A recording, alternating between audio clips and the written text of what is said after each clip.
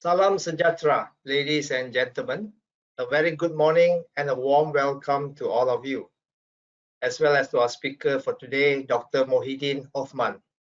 Our talk today is part of a series of webinars focusing on Malaysia's competitiveness performance and ranking as assessed and reported yearly by international organizations, namely the International Institute for Management Development, or in short IMD, in their World Competitiveness Yearbook, and also the World Economic Forum's, or in short WEF, Global Competitiveness Report, or we call it the GCR.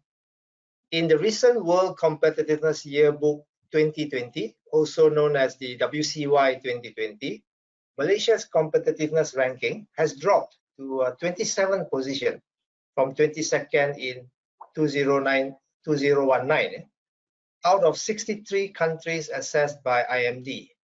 This overall competitiveness score and rank is calculated based on 255 criteria, comprising 163 hard data or hard statistics and 92 survey data, also referred to as soft data, categorized into the 4 competitiveness factors according to IMD's method or way of assessment.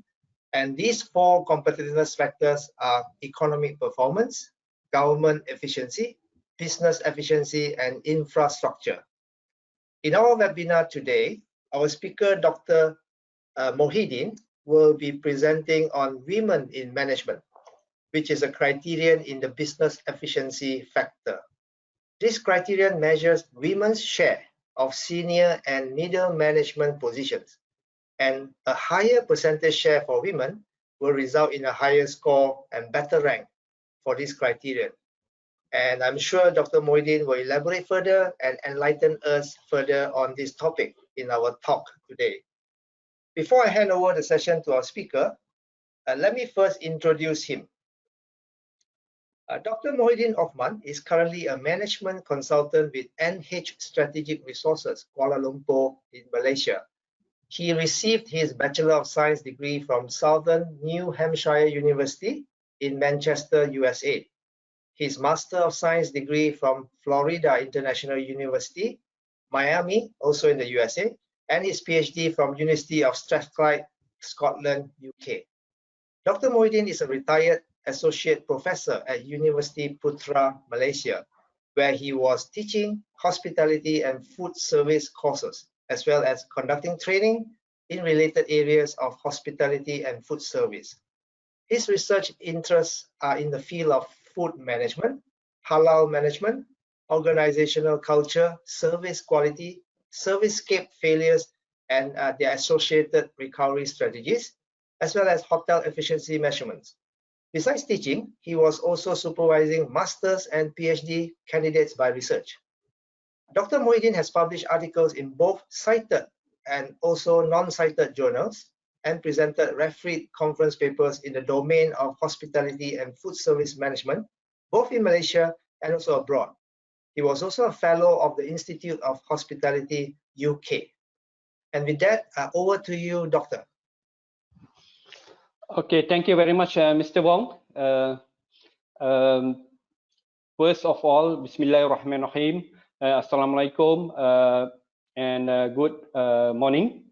Yeah, thank you MPC for giving me opportunity to present on today's topic, which is basically improving Malaysia IMD competitiveness ranking for the women in management indicator.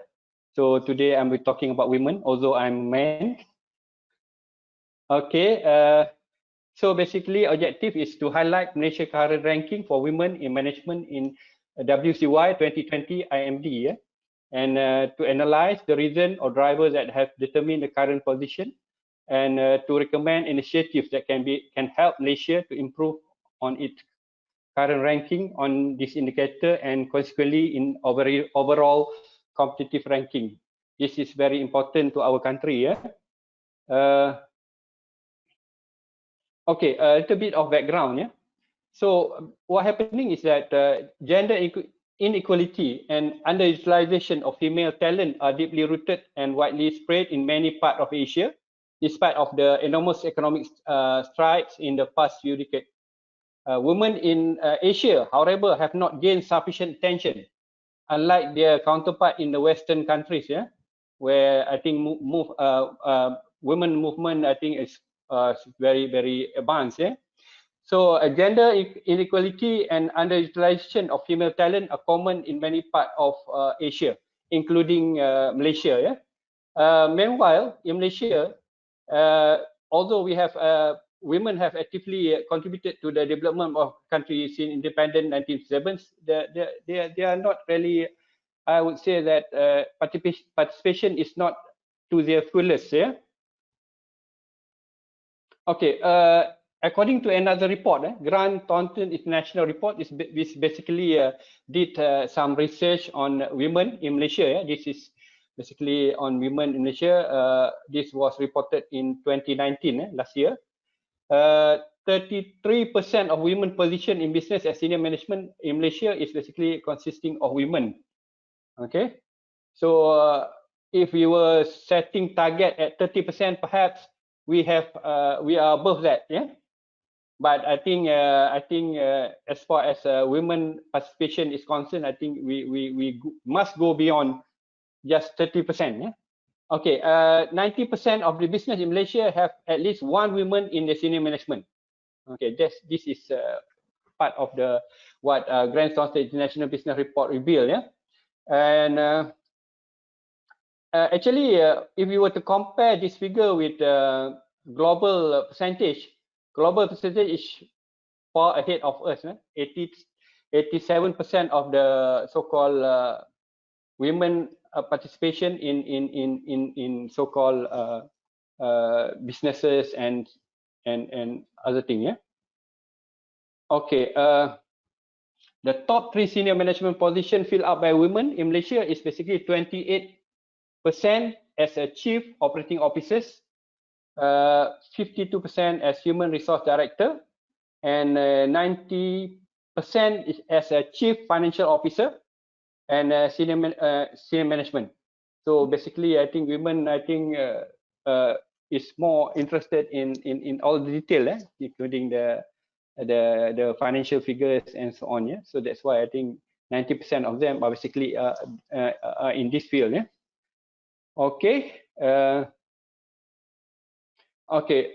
Again, based on Thornton reports, Malaysia has the highest number of business with women as chief executive officer in the Asian region. In the Asian region, we have the highest. Okay. It's, in public sector, basically, I think we have moved forward. Beyond 30% set. Which is 37.24%. Women as in the senior decision-making position. Okay, which is basically 1,511 of female officers compared to male officer 2,541. Almost half.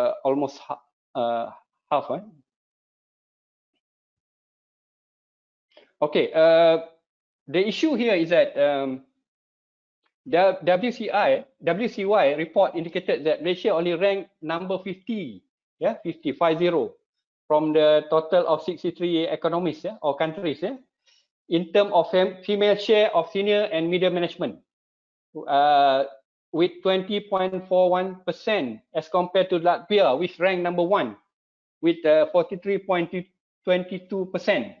Interestingly, Latvia is a country in North Europe. It's a small country, which basically twice the size of Taiwan. Very small country, and with the population of just barely 2 million, 1.9 million. That's why it's very interesting. You know why? Because in that country, which is basically a former Russian Soviet, they have more women than men.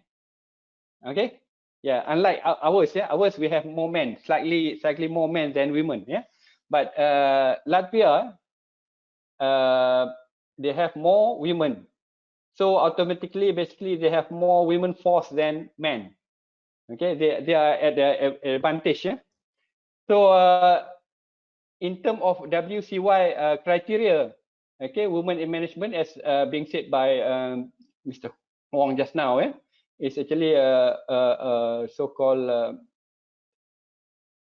under the factor of subsector of management practice, yeah, and this one basically we just now mentioned that we are at 50, number 50, yeah. I think quite low in the sense that overall is only 63 economies or countries participated, yeah. Okay, despite of the encouraging pattern which I mentioned just now, that in Malaysia we have basically reached the 30% target and so on. WCI report still term us as the lowest. I think the 10 lowest in terms of female share of senior and middle management, with 20.41 as compared to Latvia, which is 43.22%. Okay, so this is quite contrary to the what I mentioned just now, IBR report. Okay, and also a previous study by iPrice, 2018. I don't have the latest one. Found that men held 91% of the C-level position. C-level position here is basically referring to the founder, director, chief executive, and so on. Yeah, and for this C-level position, there are only about 9% held by women. Not many. Yeah, this disparity is much larger when compared to the closest Southeast Asian counterpart, such as Singapore. We don't have to go very far. Singapore is at number 21, yeah. Whereas Thailand at number 34, Indonesia, yeah, at number 41. Okay, they are above us, yeah, and Philippines 46. Okay. Philippines, on the other hand, have the highest number of women in C-level position at 23% and 21%. Yeah. Okay. Another studies by International Finance Corporation of the World Bank Groups 2019 also show that women struggle with the stereotyping that they are less capable leaders when compared to men. This is one of the problem that initial problem that we have identify. Stereotyping, yeah, it's happened everywhere in this world. Yeah. Okay, on the international scene, yeah, we can see that see this red arrow. Yeah, Malaysia is number 15, and below Malaysia is Turkey, Luxembourg, Qatar, UAE, India, Japan. Of course, Japan is unique because they're basically a paternalistic country. Yeah, they values men than the female. Yeah? Okay, so if you were to see that at number 1 is Latvia, and followed by number 2 Iceland, and number 3 is Ukraine, and number 4 is USA. Interestingly, okay, number 1, number 2, and 3, their ratio of women as compared to men, they have more women. So this is the so-called trend established. Yeah? If you happen to have more women, perhaps I think you are at the advantage in terms of the ranking. Okay, of course you have more supply of women labor than the male. Okay, so and then it's also interesting to note that based on this ranking, there are no other consideration in terms of factors. For example, Latvia being the 4th poorest country in EU, yeah. So and yet they are basically identified as number 1. I'm not very sure whether this is point to ponder, whether we can role model after this country, yeah. Yeah, while USA at number 4, basically they in terms of ratio, they are almost balanced in terms of male and female, with slightly more men than women. Okay, Malaysia, we are sort of balanced, but we have 100.6% men as compared to 100 women. Yeah? So this is also a good point to note. Okay. Okay, in term of penjawat awam, public sectors, public sectors, I think basically the senior decision making position targeted is only 30%. I think it's was written everywhere, but I think in term of that, I think we have achieved. We have no problem of achieving this. Okay, for example, if I mentioned before, female officers 1,511 as compared to male officers 2,541. This is for the senior decision making position. Whereas if you will to look at the data provided here, that at the early stage, where you have all the grade 40, 41 and above, we really have a lot of women, there. But unfortunately, toward the end, the higher position, we have less and less women. For example, in terms of pengurusan tertinggi JUSA and above, terus and so on. Okay, this is another point to ponder lah. Maybe later on we shall address some of this issue. Okay. Before we take a short pause, I think in case we have any question, back to you, Mr. Wong.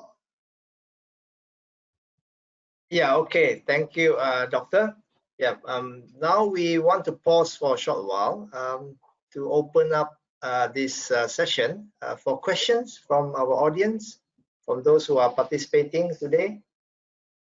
Please feel free to post your questions in the chat box or in the question box of this webinar, and I will pick it up and then I can relay the question to Dr. Mohhiddin to answer. Anyone has a question? Please feel free to post your question. Okay, maybe I'll start off with a question first. Just curious, Doctor. Sure. Yeah. As you were showing the slide on the ranking, right? The table just now. There's one slide on the ranking. I noticed that the data is taken from 2018, I think. IMD takes the data from 2018. But I also noticed that for Malaysia, it's actually the data from 2016. So it's like 4 years back data. So what is your opinion with regards to between 2016 and now 2020? Has actually Malaysia improved quite a lot based on the percentage of women in management positions? Yeah, very interesting, Mr. Wong. Thank you for asking that question. I think that is the point that we're going to address later, but I will give some ideas of what is happening over there. One of the problems that we had with this ranking is that perhaps in terms of data management, that is one of the issues that I would like to address later on. Because most of the data quoted by the WCY is the data which is rather outdated. Okay, we have been wondering, right? Why they're using this outdated data? So I think this is part of the problem. Okay. I think in terms of data management, which I think we will address later on. Thank you, Mr. Wong. Okay, thank you. Yeah, I'll be eagerly waiting for later when you explain this part. Sure. In the meantime, any questions from participants? I don't see any so far. So maybe we just proceed first and then to let them decide on the question later on. Yeah, good idea. Yeah, let's proceed. And for participants who are in this webinar, you can please get ready with your questions, and you can ask the question at the end after Dr. Mohhiddin has finished his talk on this topic. Yeah, thank you. Sure. Please proceed, Doctor. Okay, thank you very much, Mr. Wong. Okay, back to the definition. I think I mentioned this earlier.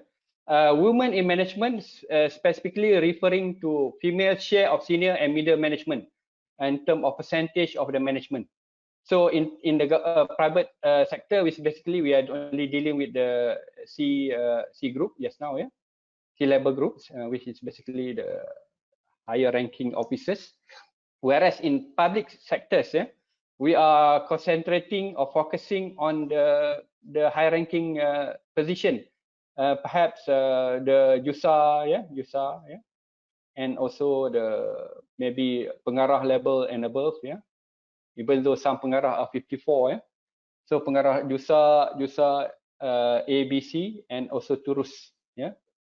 And so far we have not have the KSN, KSN from any representative from women yet, yeah. Okay, maybe in future.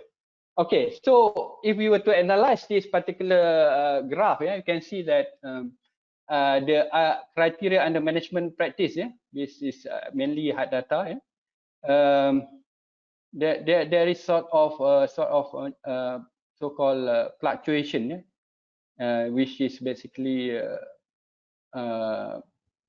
this one we will be able to see more in detail later on. Yeah?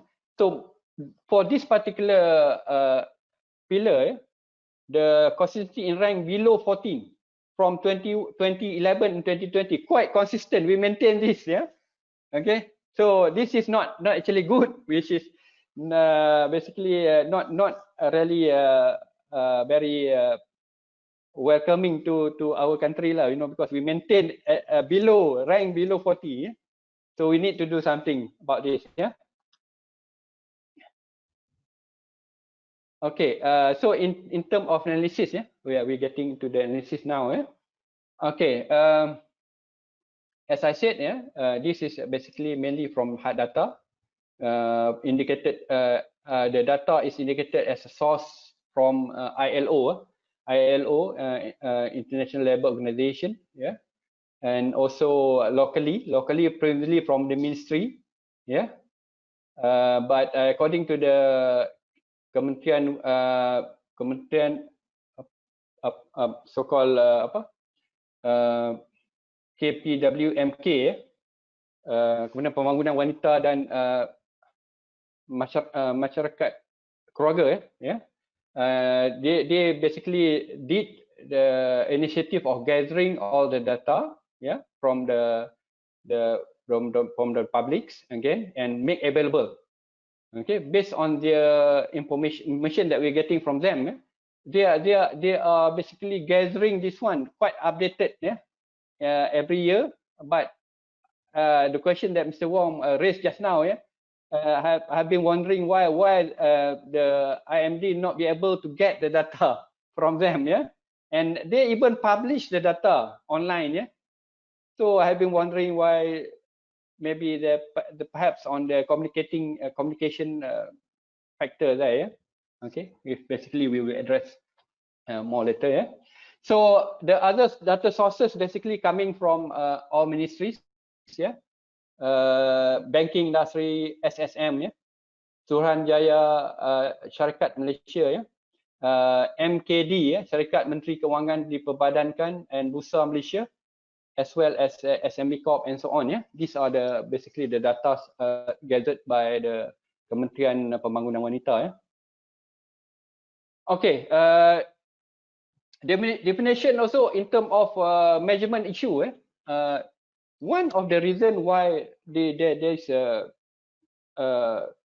difference or in terms of disparity of the data, what happening is that even if you were to see at the definition level, and which led to the other issue, which is measurement issue, definition differ based on ILO, for example. For example, for ILO, they are they are basing on the ISCO, yeah. ISCO is basically the standard, yeah. 08 and ISCO 88. There are two here, yeah. So basically the proportions of female in total employment in senior and middle management, yeah, it corresponds to the major group 1 and also category 14, yeah. So what happened here is that in their definition, they did not include the hospitality, retail, and other service manager in so-called definition. So basically they did not count. If you happen to be a manager, general manager of hotels, okay, if you are a lady, you are basically not counted as one, yeah. You are not contributing to the so-called ranking. This one is also an issue lah, yeah. Okay, so they were wondering because maybe they say that maybe in retail, managers for retail, maybe just a small company, so basically that's one of the reasons why they did not include. Okay. So what is happening in Hong Kong? For example, maybe we can take notes from Hong Kong. So in Hong Kong, women in management refer to those employed women who are managers, and administrators. So the percentage refer to the share of female among all managers and administrators. So it's quite different in Hong Kong. So based on ILO, it's different. In Hong Kong, they practice differently. So this is basically a point to ponder as well. Okay, for the stakeholder. So what we need to do and so on later on. So ISCO is one of the main international classification for which ILO is responsible. It belongs to the International Family, Economic and Social Classification. Okay, so it's a tool basically organizing job into clearly defined set of groups. Okay, so basically we were wondering whether Malaysia is adopting this or not. Okay, so if other countries are adopting this or not, these are the questions that should be posed on. Okay. Meanwhile, ISO systems that can be used in countries that have not developed their own national qualification. So even the national qualification is quite different. So I've been wondering what is our national classification as well. So part of the problem is also definition and measurement issue. As I said before. Okay. So these are the key authorities and regulator. For women management. So we have Ministry of Women, Family and Community Development.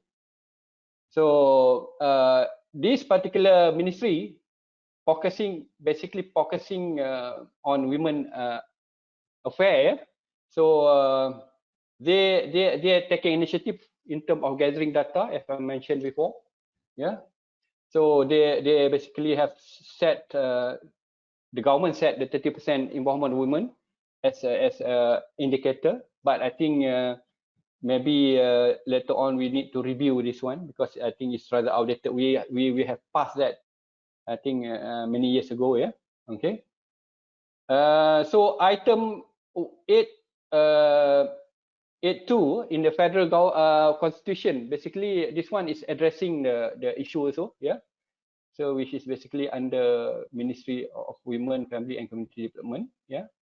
And in terms of right of women and so on. Okay, in terms of creation of gender focal point, GFP, in every relevant ministry. Actually, for your information, we have all sort of policy and guideline established, in terms of emphasizing on women activities and women participation and so on in the government, in the business and so on. It's already being laid very well there. So GFP would act as an agent to the ministry in terms of implementing projects. And recently we have National Women Policy, 2009 to 2013, intend to ensure that development and empowerment of women by mainstreaming women interests. Okay, in terms of achieving their full potential, in terms of contributing to country development and achieving gender equality. And of course, we have public service department. It's very crucial in terms of policy, standard, circular guideline related to the public service. But I think in this sense, I think JPA is doing very well. Have yet to see many women up there as well. And then we have register of company, basically in terms of regulating, reporting in terms of company and shareholder and directors, in terms of business organization, and Security Commission, SSM, Kod Tabir Urus, which is basically, and Club 30% Malaysia, they even have this, but I think not many people are familiar with this. Even women themselves, yeah, they're not familiar with the club 30%. What is this club doing? Yeah?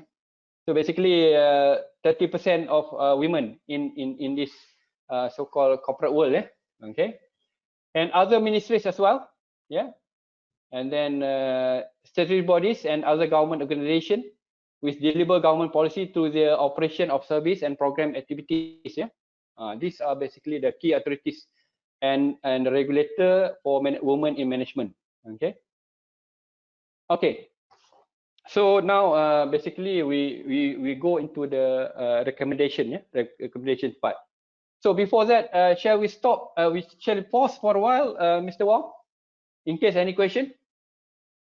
Yeah. Okay. Sure. Okay. Yeah. Again, we open up to the audience and participants here to questions.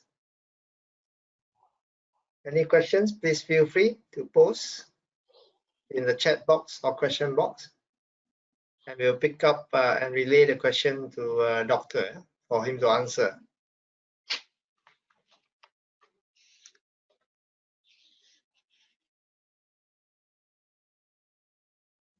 Okay, maybe not at this time, Doctor.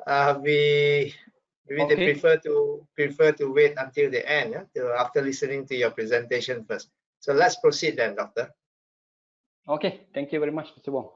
Okay, the top 5 recommendation mainly dealing with the data and the driver of the ranking criteria suitable for intervention.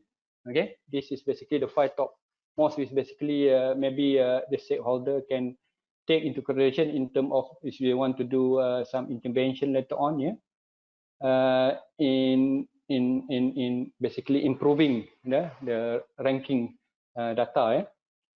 So the issue that I have mentioned earlier, yeah, are basically something to do with dealing with the data as well as the driver.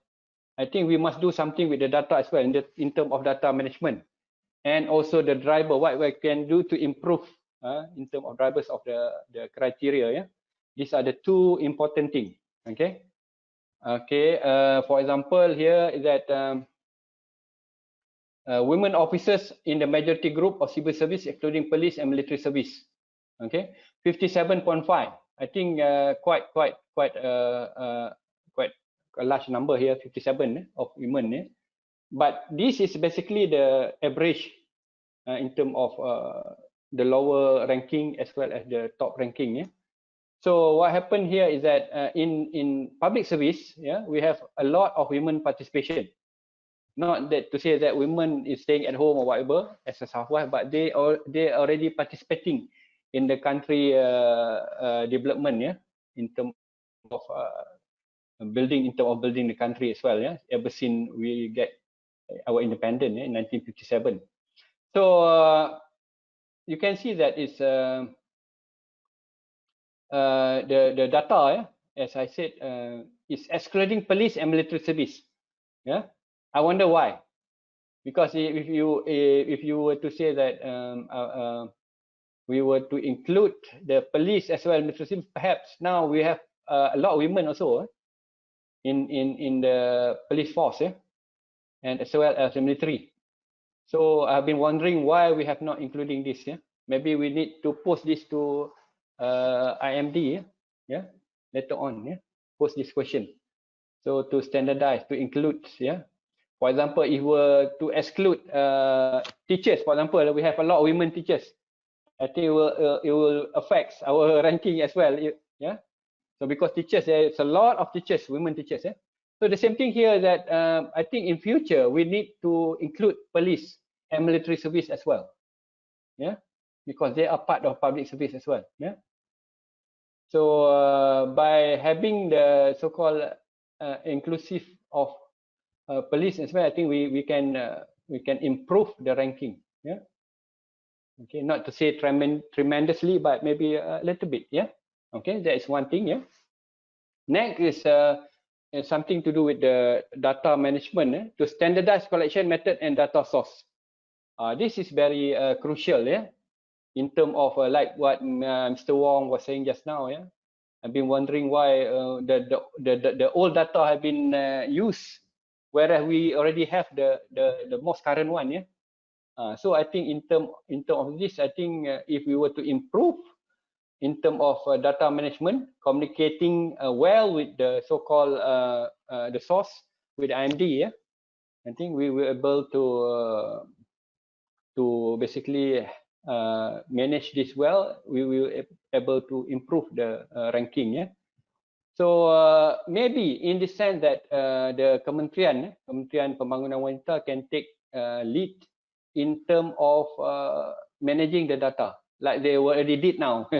Yeah, okay. They have very good initiative. They basically set up a unit, basically look at the data, and they publish this one only. So what they need now is that communicate with the so-called IMD, so that MD will get our latest data, not the 3 years old data. Okay. So if this is managed well, we will probably solve one of the problems in terms of standardizing the data collection, and the data source. Okay. So it's missing somewhere, because if you were to see the based on analysis, we got 2 years, 2 years of missing data. I wonder why. I forget to send basically show the slide just now. Basically 2017 and 2018, we have 2 missing year, okay, empty in terms of women in management. I have been wondering why. Oh, hopefully this will not happen again. If we happen to have a very so-called streamlined, standardized data collection method. Okay, this is crucial. Okay, and then next we move to JPA, Public Service Department, to continue to enhance policies related to working women in public sectors. By basically giving them incentive and so on. So we cannot basically have at the end of the day a lot of women in the higher ranking position if we do not basically and have a good policies at the beginning to encourage them to join the public service and so on. Okay. So what happened here is that perhaps we will have more USAR and tourist posts for women. Okay. So now I think we can see that we are moving towards that by having a lot of so-called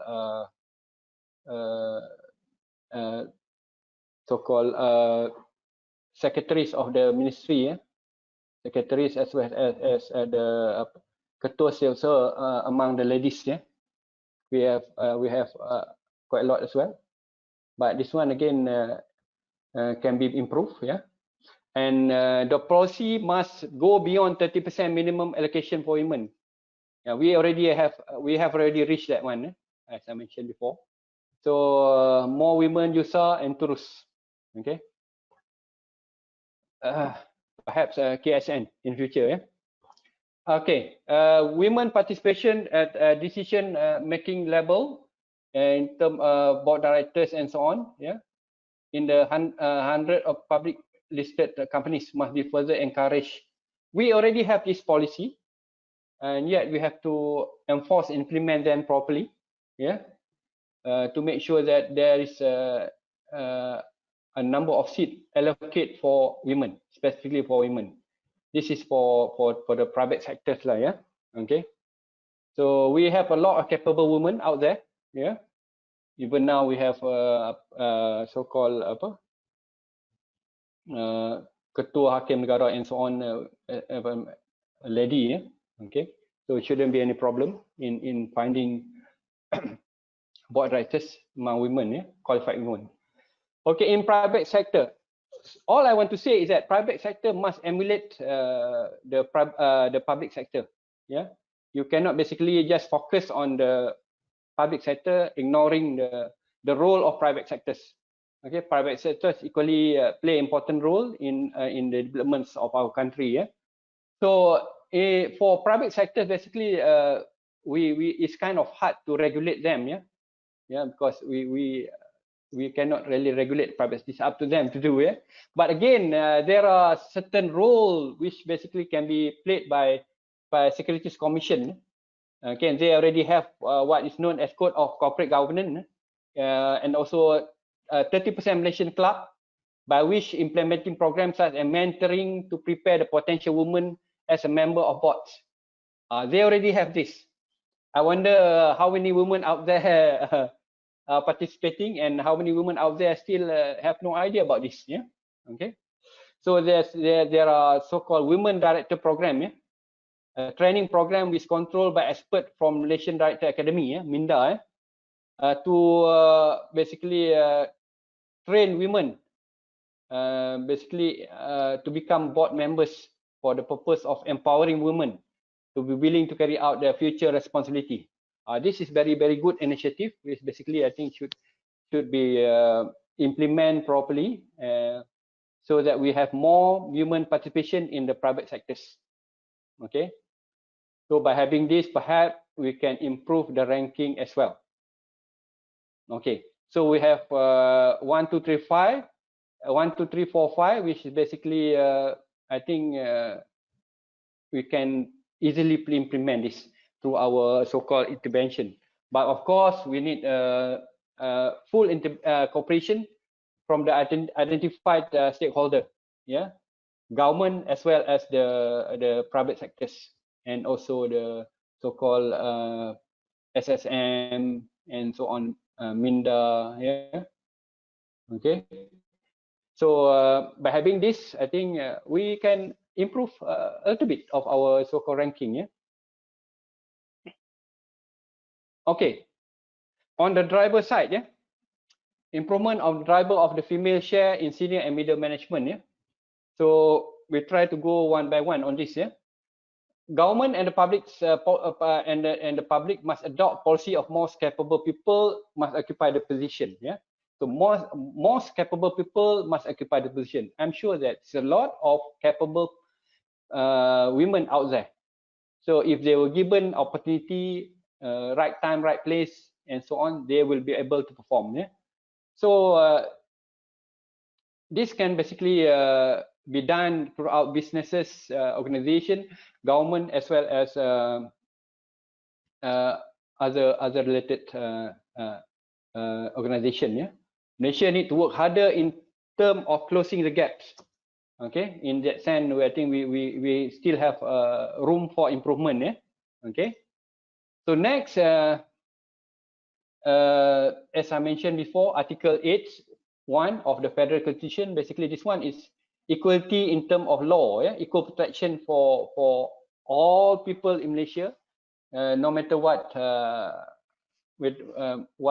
background, creed or whatever. Yeah, so they are basically will be ensured by the so-called Federal Constitution article in the Constitution that they have equal rights to basically be what they want to be. Yeah, okay.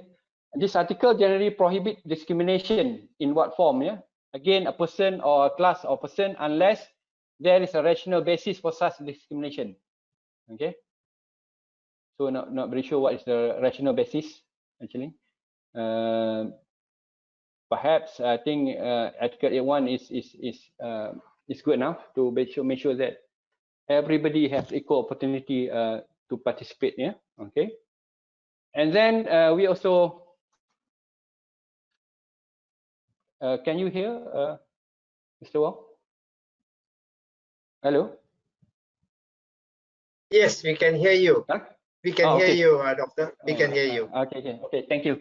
To ensure that we have a flexible working arrangement, we already have this, but I think this can be basically enhanced further. Yeah? FWA, which is basically implemented since March 2015. So this will basically contribute to so-called work-life balance for women. We cannot basically ask women to work hard, denying their rights in terms of work-life balance. Yeah, this is very important, not only to women but also to men. Yeah, okay. So I think Kementerian Pembangunan Wanita must continue to support this. Okay, that's as a kementerian which champions for the cause of women. I think the kementerian can play a very important role in supporting flexible working arrangement, yeah, to enhance productivity among women. I think this one, I think we can relate back to our so-called COVID era, yeah, where a lot of people were working from home, yeah. So perhaps we could also use the same methodology in terms of allowing women or maybe men to work from home, yeah, without basically sacrificing the so-called a position or role, yeah. So they can work at home, they can equally contribute, they can equally play important role in building the nation, okay, even if they are not there, yeah? Okay. So basically they can steer the country anywhere they are, yeah? Okay. So next we have the Women Development Action Plan, yeah. We set out the action that need to be taken by government agencies, government organization, non-governmental organization, private sector, and civil society to achieve objective and mission of national women policy. Okay, this one must continue definitely, for sure, yeah. So Women Development Action Plan, this one must be fully enforced, okay, to make sure that we achieve whatever we have set, yeah. Okay, next.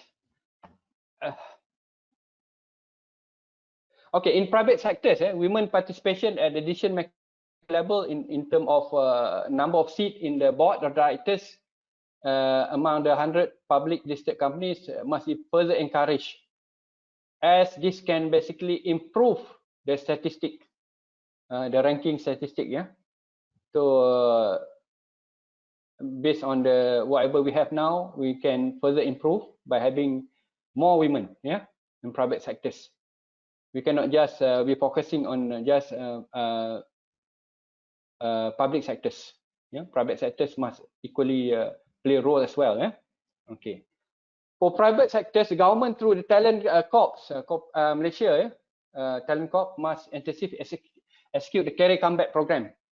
So talent corps basically have been recruiting, actively recruiting Malaysian, possibly Malaysian abroad, yeah, bringing them back, pay them so much to compensate whatever they have earned overseas, and make them come back and contribute to our country. Yeah? So basically, if you continue to do this, we will also improve. Yeah.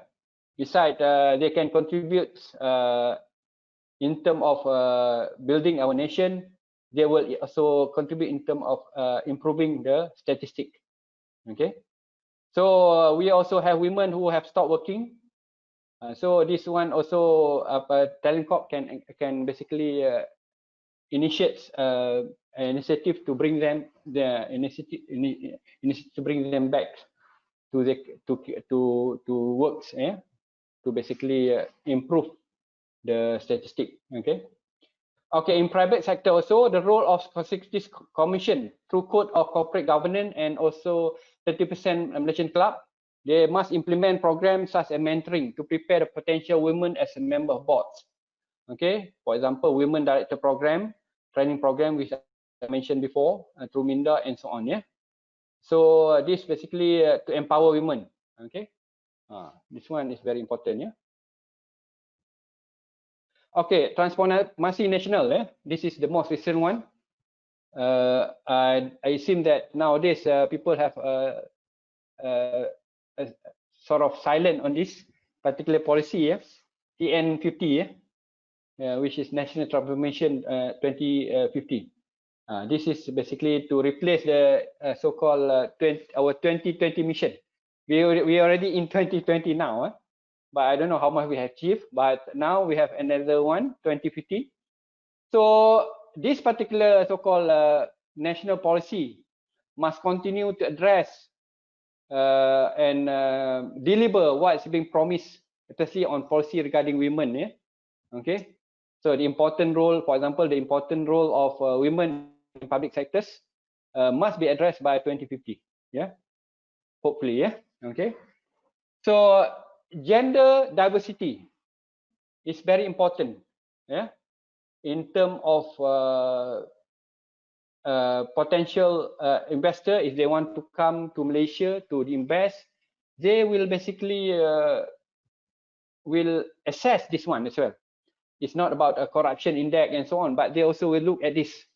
Okay, they will also look at whether we are giving our women an equal opportunity to participate in nation building. Yeah, so therefore attention must be given to this particular criteria as well. Yeah, so this is important in terms of attracting the potential investor to our country. They want diversification in terms of labor. Yeah, they want women, they want men. Yeah, okay, they do not want just one gender. Yeah, okay. Okay, now we go to the imperative point. It's crucial, but equally important. Yeah. Okay. First is need to empower the right of women to recognize the importance of their role in both public and private sectors. Generally, yeah, to empower the right of women. Okay. If we recognize, we don't empower them, we will not achieve anything. Yeah. Okay. In private sector, to emulate government announcement in terms of policies. Yeah. To further bridge the gap, yeah, in terms of business, businesses must acknowledge the lack of women at top management as a real issue. Yeah, so basically, if you just let the government, public sectors do this without the participation of private sector, will not basically together in terms of improving the so-called ranking. Yeah. So third, we have basically set target of public listed company to have at least 30 women on boards as a board, yeah, at board level by 2020. But we're already in 20, we have not achieved this. Yeah. A similar target should be set by private sectors as well. Yeah. Okay, in terms of reducing the gender disparity. Yeah. So publics basically set the so-called 30%, and this one need to be emulated by the private sectors. Okay. Next, we have listing leaders of business must take active step in retaining women in every single stage of the corporate ladder, yeah, and create management positions specifically for women. We cannot be emphasizing on the top without or ignoring the fact that they must basically climbing slowly to the top. Yeah. So basically, we must treat them well at the lower end to make sure that they reach the top end. Yeah. Okay, that is very important. Okay, as regard to government policy, many existing policies have been developed in relation to empowering women. However, sadly enough, that progress has been very patchy. Yeah? In some cases, the pace of change has not been compatible with the positive evidence. This is quite important. Yeah? We have a lot of policy, but again, I think it remains as a policy. It remains as a guideline. Okay, and I think those concerned stakeholder must pay attention to this as well. Okay, I say one of the important thing that I think we need to basically focus on is that if we were to see students in universities, in higher institution, we see a lot of women as compared to men. Yeah. And then at the graduate level, we see that a lot of women graduated as STEM graduates, yeah, science, technology, engineering, and for science, technology, and mathematics. Yeah, mathematics. So their numbers actually did not reflect the reality of the existence in industry. Meaning that what happened to the women which graduates, they're doing well during their study, and then they did not go into the industry or public sectors to contribute. Where did they end up with? Yeah. So this one, the figure, the statistic did not really reflect. Okay, whatever happened happening out there. Yeah? So I think we need to do something. Okay, it's point to ponder as well. Yeah. Okay, next, creating a gender inclusive workplace means committing a culture to support. So by having a right organizational culture, yeah? support safety, acceptance of, thus making structural and cultural change to demonstrate the commitment to ensuring diversity. As I mentioned before, diversity is very important at every level of the institution. Okay. For example, good example would be if, for example, one gender dominated in organization is not really healthy. Eh? We need to have diversification. Okay, so you cannot have just one gender dominate, especially men. Eh? Okay, there are certain position or area which basically where women are good at. For example, the statistic that I showed before, that women are very good at perhaps something very detailed, for example, accounting and so on, yeah, which perhaps not many men will be able to deal with that, yeah. Okay. Okay, number 8 is that the requirement of constant ability of workplace is another aspect of working culture that can be challenged in terms of individual ability to maintain work-life balance, yeah, work-life balance, to have something conducive for women as well. Yeah? For example, women have other roles as well. For example, wife, as well as mother, and so on. Yeah, and so basically, we must recognize this. We must recognize this. We men must recognize. The stakeholder must recognize this, and then try to basically accommodate to whatever they need and so on. Yeah, this can be done if we were to have a very good understanding and arrangement. Yeah. Okay, this is rather challenging issue. Okay, for women, if they wish to basically progress in their career. Okay, because not many women be able to basically perform well, equally well at home and also at the office. Yeah, if they are basically busy in, at home and then busy in office, yeah, they have to be basically good at that, that like superwoman, yeah. Okay, so we as the so-called provider of the so-called or the organizations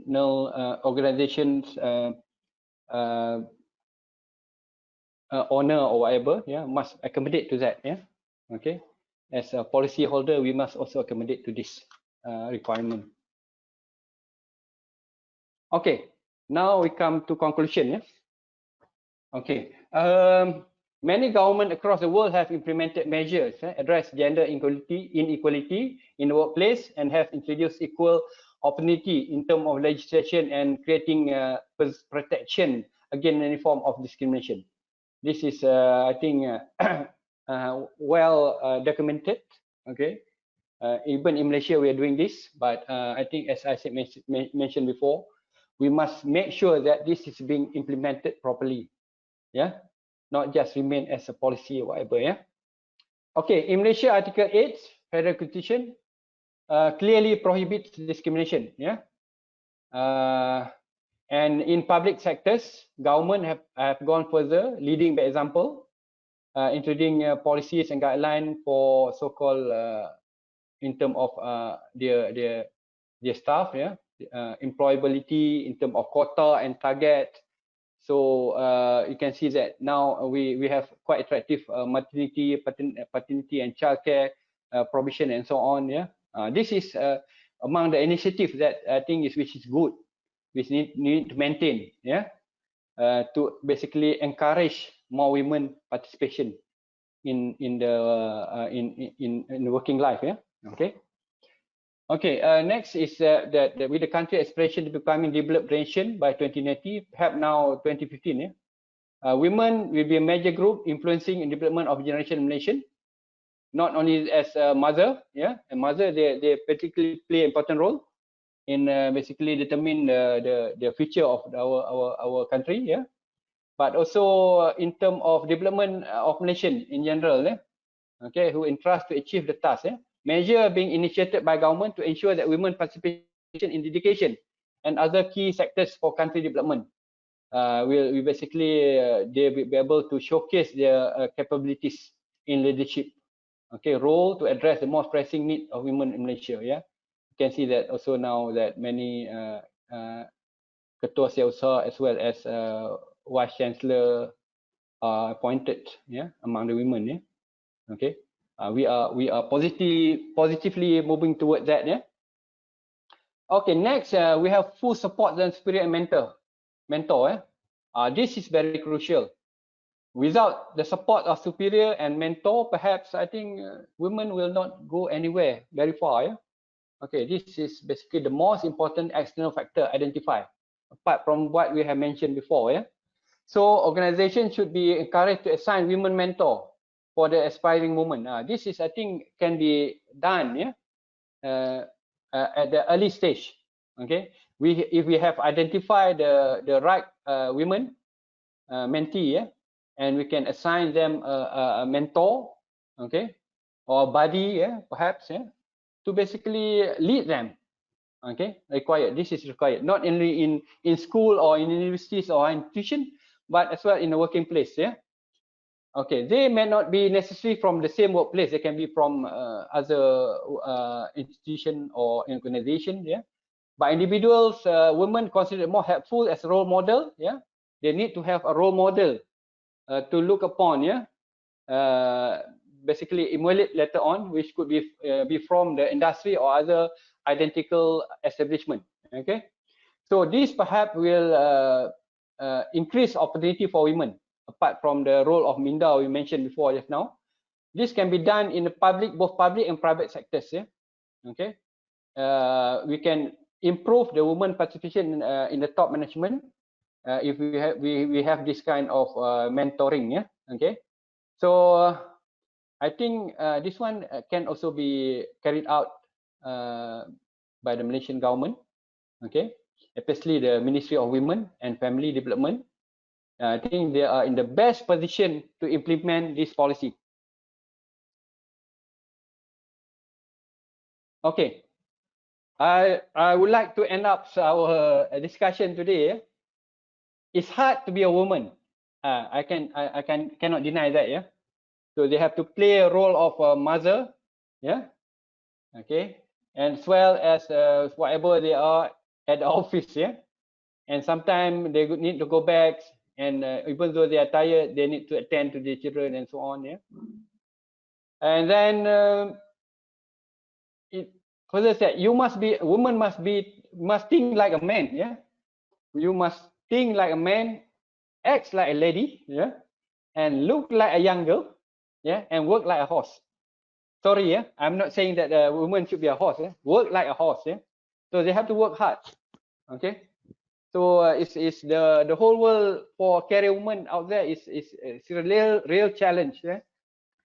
They have to be very energetic. They have to be superwoman sometime to achieve what they have. Yeah, they have achieved. Yeah, okay. So with that, I would like to end my presentation today. I think perhaps Mr. Wong, we shall open for discussion. Yeah, now. Thank you very much. Yeah.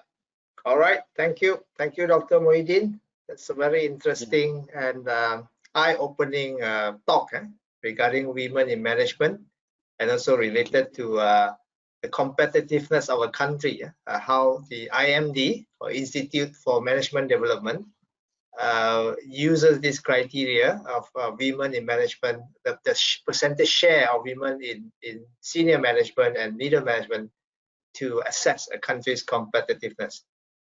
So with that, we open to the floor, open to the audience for questions. Again, we have participants attending this webinar today, so please feel free to post your questions. Let me see, we have questions. Okay, we have a comment so far, Doctor. It says a good sharing, good sharing. Thank you very much, Doctor. That's the comment, but not a question yet. So we wait for questions. Okay, while waiting, again, probably I should start here to ask a question, Doctor. Sure. Yeah.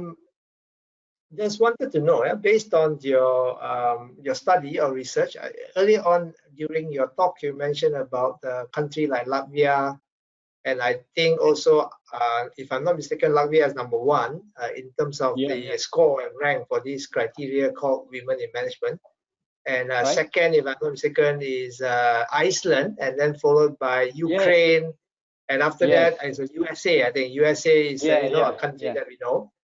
Exactly. So based on your research, is there any best practice that you see among these countries related to how they could, what are the best practices they use to increase the percentage share of women in senior management and middle management that Malaysia can also emulate or follow?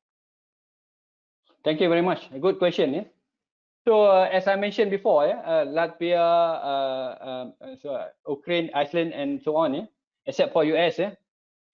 One of the things that we can learn from them perhaps is by increasing the number of women in our country. By having more women. Okay. So automatically we get the so-called more women force in our country. Yeah?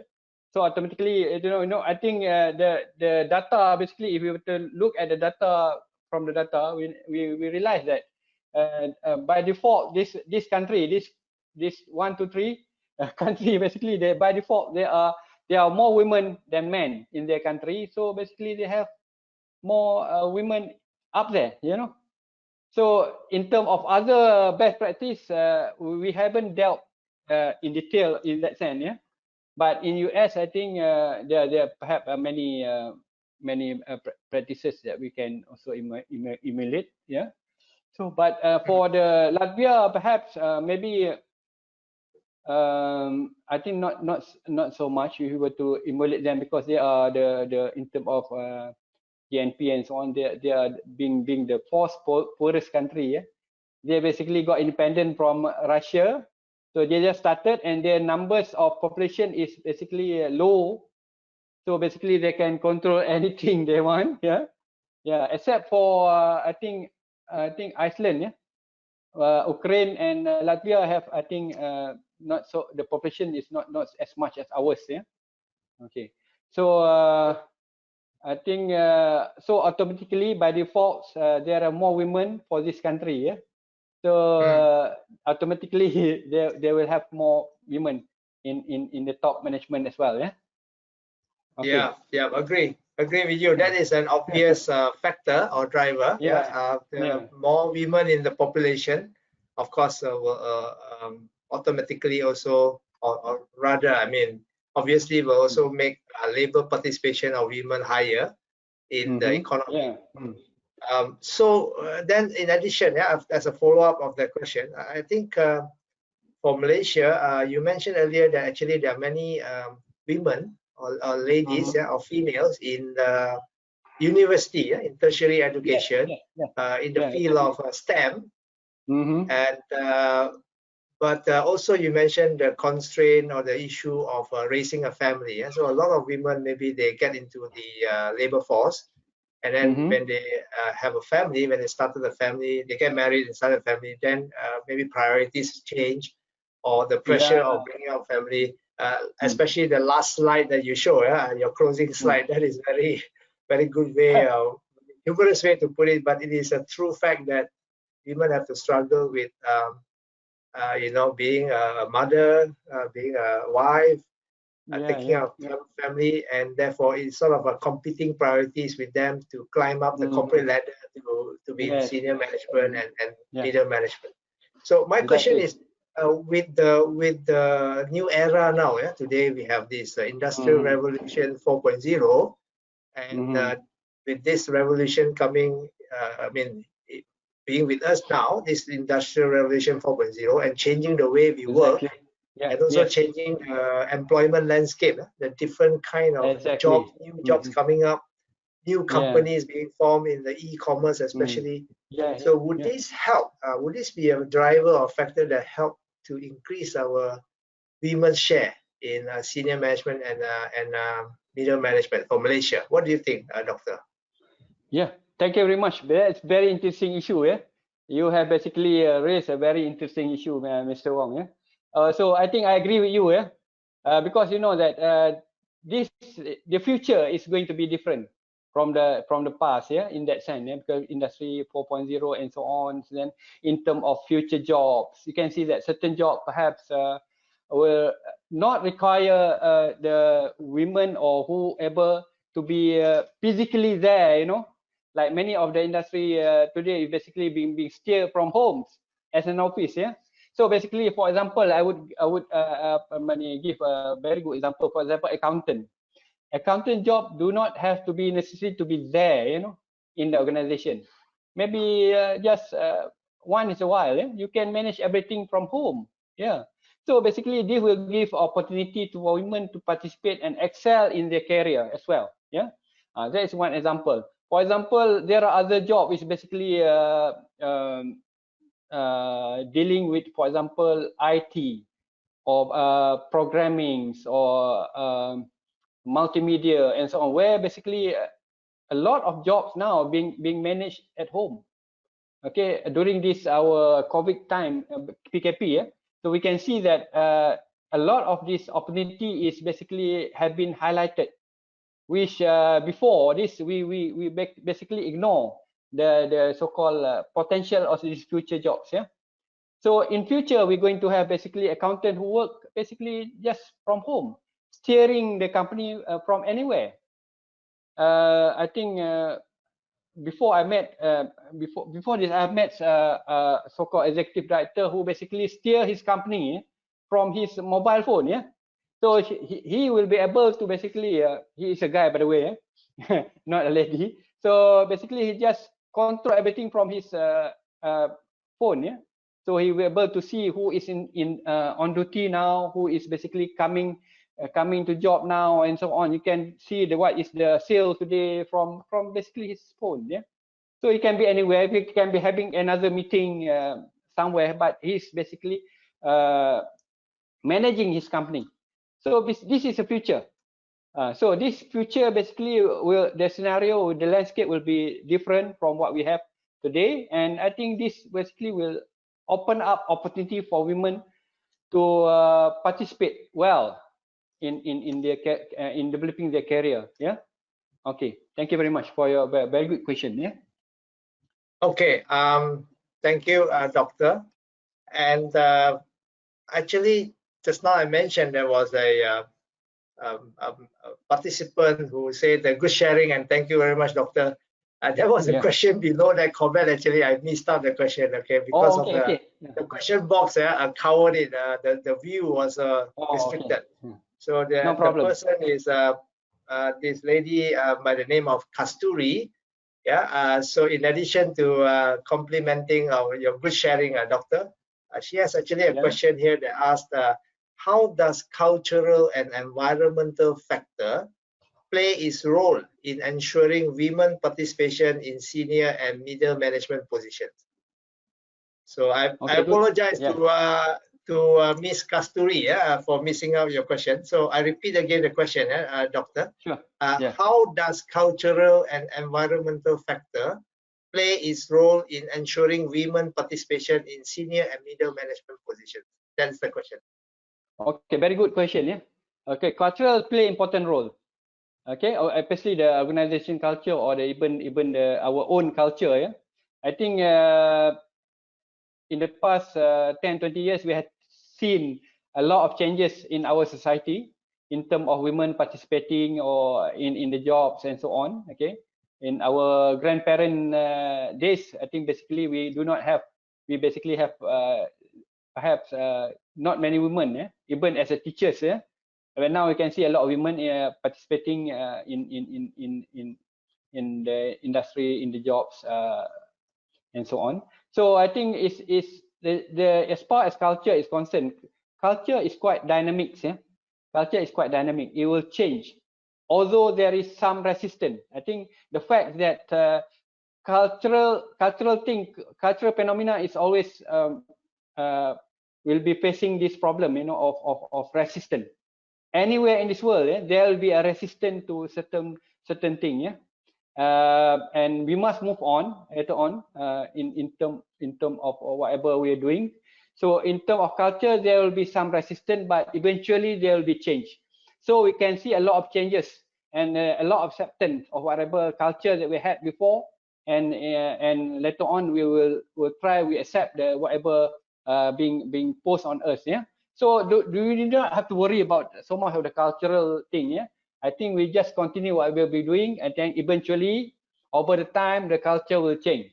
Okay, for the past, I think before independent, after independent, we can see a lot of this thing. Yeah, women last time we don't even allow women to be in school last time. Yeah, but now you can see that more women than men are in school, especially in universities.